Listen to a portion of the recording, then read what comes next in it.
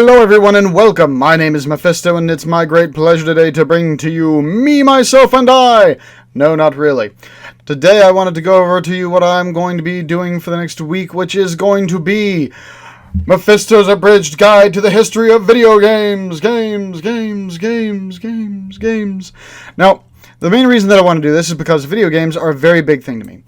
And I've always been a big fan of the history of things. And so I thought I'd try to combine the two to do a short mini-series for the week. Now, I'm going to be going over the main aspects of each different era, like what made this part special, what made this part special, what made that part special, and so on and so on. You get the idea. Basically, I don't plan on these being more than 10 minutes, though. I'm going to try to keep them within 5 to 6. Ready? Ready? Excellent. Let's go. So, the very first computers... The first mainstream computers that were made during World War I in an effort to aid the Allies against the Axis. Basically, they were made to help everyone beat Germany, Russia, and Japan until Russia decided to defect and join us. After that, more powerful computers that had stored archives in a certain area, basically like, the big giant ones from the past, were built, and they aided many research institutions and large corporations in many different activities, anywhere from computing what was going to be popular to assisting in research, much like they do today with the supercomputers. And they had the same problems. They only had so much computing capacity. Now,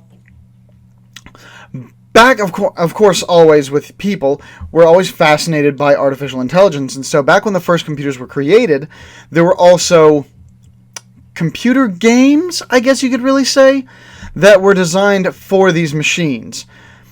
Now, the problem is that these machines were designed almost entirely with the aspect of research in mind. And this went anywhere from testing testing human and machine interactions all the way down to trained simulations. Now, the earliest known computer game that was ever written was a chess simulator made by Alan Turing and David Chapin called Turochamp. But it was never actually implemented onto a machine. So that really can't be called an actual game. Then, of course, for the the Canadian National Exhibition that was held in 1950, Joseph Cates and Joseph Cates at Rogers Majestic had designed something called Birdie the Brain. Ugh, I'm telling you these names. And then the Nimrod was made in 1951 by Ferranti by John Benet. Lord, these names. And was displayed at the Festival of Britain and the Berlin Industrial Show. But neither of these games really incorporated what games would become known for later, the whole cathode ray tube display, which is what they'd use for years to come until we got to this point. The first two games that were known to incorporate a monitor were projects for Checkers by Christopher Strachey on the Ferranti Mark I and a tic-tac-toe program called OXO by Alexander Douglas on the EDSAC. Both used a rather static display to track the current state of the game board. Basically, they didn't update everything in real time like games do nowadays. And the first game that incorporated real-time updating graphics was a pool game program by William Brown and Ted Lewis for the demonstration of the MidSAC at the University of Michigan in 1954.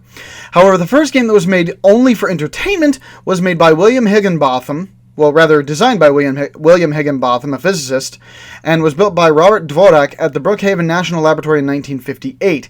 And it was a game called Tennis for Two, which updated graphics in real time and also, had physics. Now, the physics were the most important parts, as this was one of the first games that had this major bit of physics built into it, and this is what brings immersion into play as far as gaming is concerned.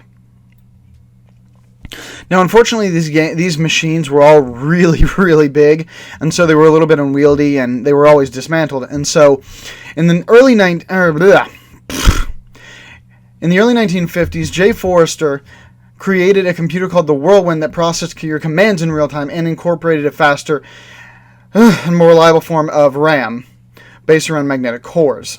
And based on this work, 2 employees at that same lab, Massachusetts Institute of Technology, go MIT, named Ken Olsen and Wells Clark, developed a prototype real-time computer called the TXO. And it incorporated a recently invented transistor, which allowed the size and cost of computers to be significantly reduced. Olsen established the Digital Equipment Corporation, DEC, with Harlan Anderson in 1957, and developed a commercial update of the TXO called the PDP-1. And Lincoln Library donated the TXO to MIT in 1958, and since it operated in real time and allowed for interactive programming, suddenly students could access a computer directly, which is big for programming, because suddenly they're able to just go, ooh, look at this is really cool, whenever no one signed up to, of course, do real work. And this resulted in a whole bunch of people conducting experiments on the computer and creating tons of different games. And in 1961, MIT received one of the first PDP-1 computers, which incorporated a sophisticated point plotting monitor. MIT provided a similar level of access to the students as it had for the TXO, which resulted in the creation of the first kind of well-known, influential computer game, Space War. Crazy little game it was.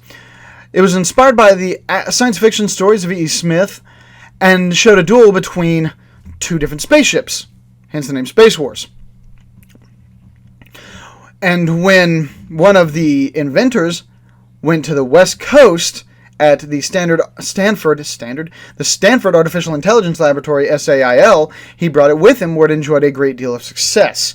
And as it grew in success, more and more people began to program video games, or rather, games for a computer. However, the problem with this is that all of these games were only available to research institutions. See the problem here, folks?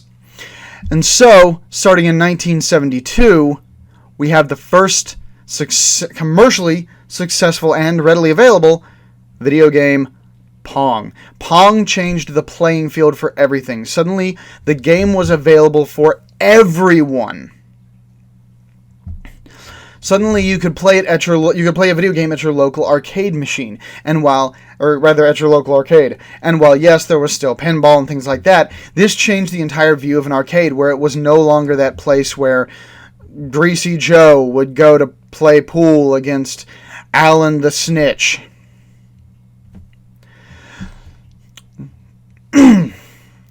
So Pong was so commercially successful that thousands of other companies attempted to make very, very similar things, and it crashed the entire market. And that's one of the problems that we have nowadays, is that there are so many games that are like each other that are manufactured that they crash, and then a new game takes its place. So no, this is not new for us. But Pong was so influential that it created this new market for video games, whether it be in an arcade or in your own home. The first of these was the Magnavox Odyssey. The Magnavox Odyssey was unfortunately not as much of a hit, as it was rather limited technologically, but it was still the very first instance of a computer game in someone's home where you can play it on your own. And this opens up a further market, which we will be discussing in tomorrow's video, because I am out of time. I'm not able to touch on all the really cool things, because I'm giving myself a rather short limit, and because I'm not able to talk extremely fast. But I hope you guys enjoy this nonetheless, as I'm going to be going over in the next episode the earliest of the home gaming systems, as well as the expansion of the arcade market for a little while. So anyway, thank you all for watching this episode. I hope you've enjoyed it. If you have, then smash the like button, leave a comment, share this episode to friends, family, gamers, anybody else. And if you haven't already, consider hitting that subscribe button to stay up to date on all the fun games we'll be doing in the future, and things we'll be doing in the future. Anyway, I'm Mephisto. This has been Mephisto's Abridged Guide to the History of Video Games, and I will see you guys next time. Later!